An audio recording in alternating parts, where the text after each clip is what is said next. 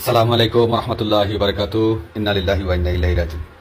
আসলে খুবই দুঃখজনক বিষয়, ৬ নং লালাবাজার ইউনিয়নের সুনামধন্য পাপড়ি রেস্টুরেন্ট।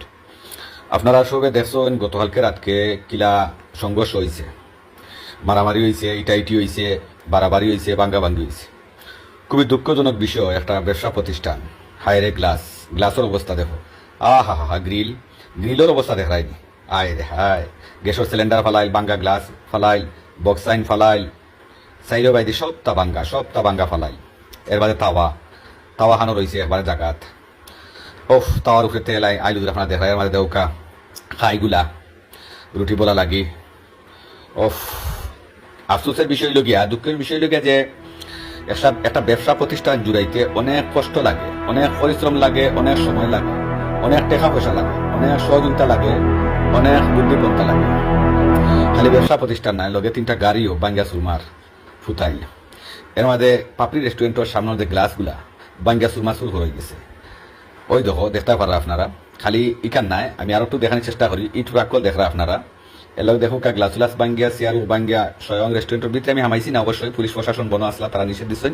কিন্তু ভিতরের দৃশ্যটা হালকা তুলা দিয়ে ধরছি, যে ভিতরে যে অবস্থা, একবারে মানে কাহির অবস্থা, বুঝানির মতো কোনো বাসা নাই আমার। তো যাই হোক, লাগতে পারে একজন আরেকজনের লগে মারামারি হইতে পারে, একজন আরেকজনের লগে সংঘর্ষ হইতে পারে, কিন্তু তার মানে এটা নাই যে তার একটা ব্যবসা প্রতিষ্ঠানের উপরে যে আঘাত করইব, বা ব্যবসা প্রতিষ্ঠানের উপরে যে মারামারি ইটি ভাঙ্গি লুটফাট করইব, এটা আসলে জিনিসটা কিলা না লাগে।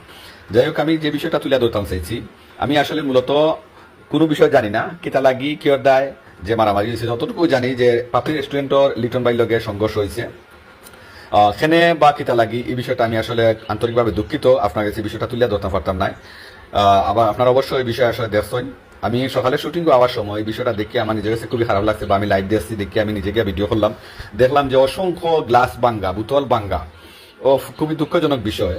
আর অসংখ্য ইটা বা ইটর টুকরাই।